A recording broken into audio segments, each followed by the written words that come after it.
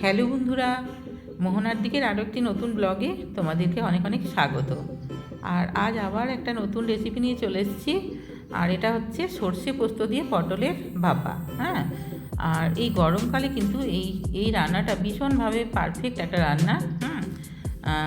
এমনিতে কি বলো তো, পটলটাকে খুব ভালো করে ভাজার জন্য তেল একটু বেশি লাগেই। হ্যাঁ, তো যাতে তেলটা একটু কম লাগে সেই জন্য এইভাবে যদি পটল ভাপাটা তোমরা করে নাও না, মানে খেতে যেরকম অসাধারণ হয় আর খাওয়াটাও ভীষণই ভালো।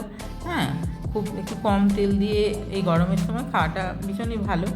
তো খেতে তো অসাধারণ হয়। তোমরা অবশ্যই আমার প্রসেসে একবার বানিয়ে দেখো কেমন। আর পুরো ভিডিওটা অবশ্যই তোমরা দেখো। তো দেখো, প্রথমে আমি পটল নিয়ে নিয়েছি। এখানে দেশি পটল নিয়েছি আমি। দেশি পটলে এই রান্নাটা বেশি ভালো হয়, ছোটো ছোটো সাইজের পটল আর বীজ খুব কম। এবারে পটলটাকে দেখো আমি একটু একটু মানে খোসাটা ছাড়িয়ে নিয়েছি। আমি এরমভাবেই পটলটা কাটি সমস্ত রান্নাতে, একটু একটু যাতে খোসাটা ছাড়িয়ে নিলে কী হয়, নুন মশলা সমস্ত ঢোকে। তারপর দেখো পটলটাকে আমি একটু একটু চিড়ে নিয়েছি। হ্যাঁ, তারপর এর মধ্যে দিয়ে দিয়েছি নুন আর হলুদ গুঁড়ো। আর পটলটা এমনিতে গোটাই থাকবে। হ্যাঁ, তারপর এখানে দিলাম লঙ্কার গুঁড়ো। আর লঙ্কার গুঁড়োটা আমি এখানে দিচ্ছি কালারের জন্য। এবারে তোমরা কিন্তু এটা স্কিপ করতে পারো। হ্যাঁ, তোমরা যদি মনে করো তাহলে নাও দিতে পারো, তবে হ্যাঁ একটু সামান্য দিলে কী বলো তো, কালারটা সুন্দর আসে।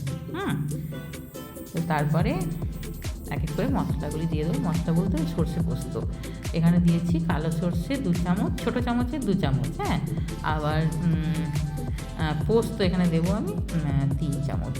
মানে সর্ষে পোস্তর মানে মেলবন্ধনটা মানে অসাধারণ হয়। হ্যাঁ, যে কোনো রান্নাতে, শুধু পটল না, মাছের রান্নাতেও এটা হয়। তো তারপরে দেখো পোস্ত দিয়ে দিলাম 3 চামচ। দিয়ে তারপরে এটা কিন্তু নিরামিষই হচ্ছে, তবে নিরামিষ বলতে কি মানে এখানে আমি একটু পেঁয়াজ দেবো। হ্যাঁ, আর দিয়ে দিলাম এখানে দেখো কাঁচা লঙ্কা বাটা। কাঁচা লঙ্কাটা যে যেরকম ঝাল খায় সে সেরকম দেবে। আমি এখানে 1 চামচই দিয়েছি। কেমন? আর দিলাম একটু চিনি। চিনিটা দিলে অবশ্যই টেস্টের ব্যালেন্সটা ঠিকঠাক আসে সমস্ত রান্নাতেই। হ্যাঁ, সেই জন্য একটু চিনি তো দিতেই হবে। তারপরে যে পেঁয়াজটা কুচিয়ে রেখেছিলাম সেটা দিয়ে দিলাম। আর পেঁয়াজটা একটু মিহি করেই কোচাতে হবে, কারণ কি যেহেতু এটা ভাপা হচ্ছে সেই জন্য। কেমন? আর তারপরে দেখো সর্ষের তেল দিয়ে দিলাম। সর্ষের তেলও মানে খুবই কম, ওই ছোটো চামচে 2 চামচ। ছোটো চামচে 2 চামচ দিয়ে তারপরে এটাকে খুব ভালো করে মাখিয়ে নেব। হাতে করেই মাখিয়ে নিচ্ছি, কারণ কি চামচে করে মাখালে কী বলো তো, পটলের গায়ে ঠিকঠাক মশলাগুলো লাগবে না। হ্যাঁ, আর পটলটা একটু একটু চেরা চেরা আছে। এরমভাবে ভালো করে মাখিয়ে নিলে কী হবে, পটলের ভেতরে মশলাটা পোস্ত সর্ষে যেটা দিয়েছি সেগুলো সমস্ত মানে ভালো ঢুকবে আর কি। সেই জন্য হাতে করেই এটাকে মাখাতে হবে। আর তোমরা অবশ্যই একটা লাইক দিয়ে আমার ভিডিওটা দেখা শুরু করো। কেমন? তোমাদের একটা লাইক কমেন্ট আমাদেরকে নতুন নতুন ভিডিও বানাতে ভীষণই উৎসাহ দেয়। তারপর দেখো আমি যে টিফিন বাটিটাতে রান্নাটা করব, হ্যাঁ, সেই কৌটোর মধ্যে কিন্তু আমি পটলগুলো দিয়ে দিয়েছি। হ্যাঁ, কারণ এই টিফিন কৌটোটায় আমি ভাপাবো ওই কড়াইয়ে জল দিয়ে। কেমন? তারপরে দিলাম জল। আর জল একটুখানি দিতে হবে। মশলার বাটি ধোয়া জল একটুখানি দিয়ে দিলাম আমি, কারণ কী বলো তো, একেবারে তা না হলে কিন্তু মানে শুকিয়ে গেলে কিন্তু টেস্টটা ঠিকঠাক আসবে না। আর যে জলটা দিয়েছি এটাও কিন্তু টেনে যাবে। হ্যাঁ, রান্নাটা হয়ে যাওয়ার পরে। তো দেখো, আর আমি খুব ভালো করে পটলগুলোকে একটু মশলার মধ্যে দিয়ে দিচ্ছি। হ্যাঁ, যাতে এগুলো মশলার মধ্যে বেশ ডুবে থাকে। হ্যাঁ, তারপর দিয়ে দিলাম আরও 1/2 চামচ সর্ষের তেল। আমি দিয়েছিলাম ওখানে খুব ছোটো চামচে 2 চামচ সর্ষের তেল দিয়েছিলাম, এখানে আরেকটুখানি দিলাম। হ্যাঁ, ওপর থেকে একটু ছড়িয়ে দিলাম।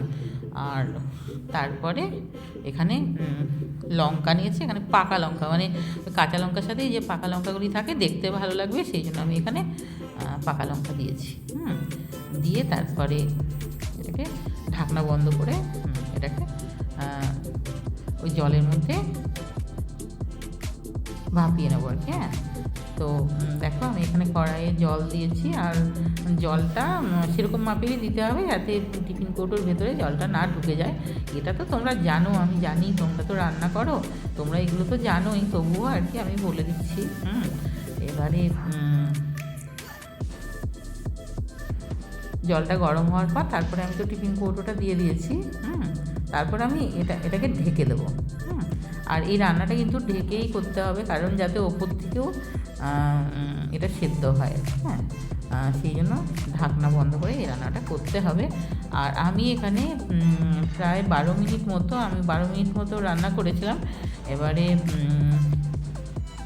ওই সময়টা কিন্তু দিতেই হবে, তা না হলে কী বলতো, আর আঁচটা আমি লো টু মিডিয়ামে রেখে করেছি। হ্যাঁ, তাহলে কী বলতো ঠিকঠাক মানে হবে। হ্যাঁ, আর এর থেকে কম করলে কিন্তু হবে না, কেমন? তারপর দেখো গ্যাস অফ করে দিয়েছি, এবার ঢাকনাটা খুলে দিয়েছি, দেখো তবুও এখনও জলটা ফুটছে। আর এই গরম জলটার মধ্যে আমি আরও কিছুক্ষণ টিফিন কৌটোটাকে রেখে দেবো। হ্যাঁ, দেখো জলটা ফুটছে এখনও। হ্যাঁ, আমি গ্যাস অফ করে দিয়েছি। তো এই গরম জলের মধ্যেই টিফিন কৌটোটাকে আমি ঠান্ডা হতে দেবো, কেমন? এখনই তো টিফিন কৌটোটা মানে খোলাও যাবে না, এটা অনেক গরম আছে। তো এইভাবে অসাধারণ একটা রান্না হয়। আর বিশেষ করে কী বলতো, এই ধরনের রান্না সমস্ত কিছু করে সমস্ত কিছু গুছিয়ে দিয়ে তারপরে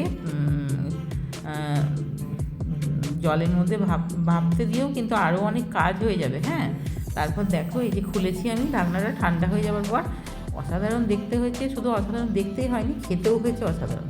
হ্যাঁ, এবারে মানে এক তরকারি দিয়েই ভাত খাওয়া হয়ে যাবে, রুটি পরোটার সঙ্গেও এটা ভালো লাগবে খেতে। আর আমার মেয়ে কী বলো তো, আমি যে রান্নাটাই করি সেই রান্নাটাকেই মানে ভীষণ সোনামুখ করে খায়। ওটা হচ্ছে ওর একটা মানে ভীষণ গুণ আর কি। আর তবে হ্যাঁ, ওকে বললে বলে না তোমার সব রান্নাই মানে ভালো হয়। এবারে যাই হোক আর কি, এবারে আমার মেয়েকে দিয়েই তো আমি টেস্টটা করাই। হ্যাঁ, তো ওর খুব পছন্দ আমার রান্না। তো তোমাদের কীরকম লেগেছে অবশ্যই জানাবে, কেমন? আর অবশ্যই একটা লাইক কমেন্ট করো, আর আমার চ্যানেলটাকে সাবস্ক্রাইব করে দিও, কেমন? সবাই খুব ভালো থাকবে, দেখা হবে আরও একটি নতুন ব্লগে। বাই।